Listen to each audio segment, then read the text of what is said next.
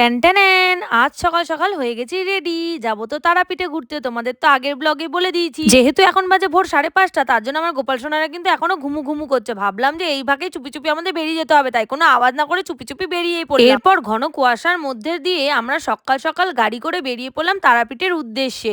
যেহেতু আমাদের এখানে দুটো রাস্তা, বর্ধমান হয়ে যাওয়ার আর মুর্শিদাবাদ হয়ে যাওয়ার, আর বর্ধমানের রাস্তাটা খারাপ হওয়ার জন্য আমরা গেছিলাম মুর্শিদাবাদ হয়ে। তাহলে বুঝতেই পারছো কতটা লং জার্নি আমরা করেছি গাড়ির মধ্যে দিয়ে, প্রায় 5 থেকে 6 ঘন্টা জার্নি। এখন দেখো একটুখানি রেস্ট নেওয়ার জন্য মায়াপুরের কাছাকাছি এসে রাস্তা আমরা থেমেছি। পাশেই শোনা যাচ্ছিল কীর্তনের আওয়াজ, তাই বুঝতে পারলাম মায়াপুর কিন্তু এখান থেকে বেশি একটা দূর নয়। এখানে আমরা থেমেছিলাম একটু ফ্রেশ হতে, প্লাস একটু হালকা পাতলা ব্রেকফাস্ট করব বলে। দেখো দেখো আমার সাথে বাকি সবাইও এখানে হালকা পাতলা ব্রেকফাস্টটা সেরেই নিচ্ছে।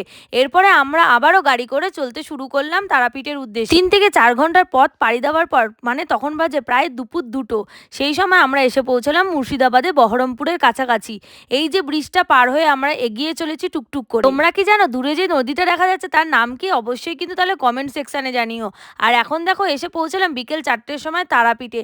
সামনে দেখো দ্বারকা নদী দেখা যাচ্ছে, জল প্রায় এখন নেই বললেই চলে, পায়ে হেঁটে পার করা যাবে। আর এখানে দেখেছো এখন আমরা ঘুরতে বেরিয়ে পড়লাম এসেই, যেহেতু আমরা কালকের মধ্যেই ফিরে যাব, তাই এখন থেকেই ঘোরাটা শুরু করে দিই। চারিদিকে মেলা দেখতে দেখতে হঠাৎই আমার মাসি বলল চল এখনই গিয়ে পুজোটা দিতে হবে।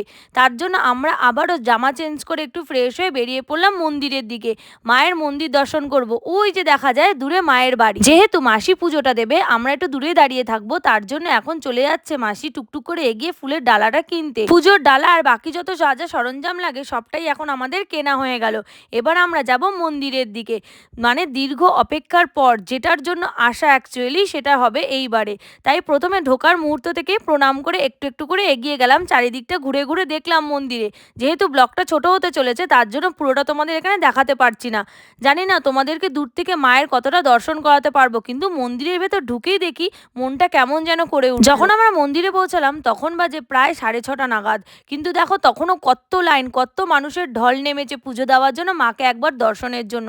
আমরা দূরে দাঁড়িয়ে থেকে মার একটুখানি এক ঝলক দর্শন পেয়েছিলাম মাত্র, কিন্তু সরি তোমাদেরকে ভিডিওর মধ্যে দেখাতে পারলাম না।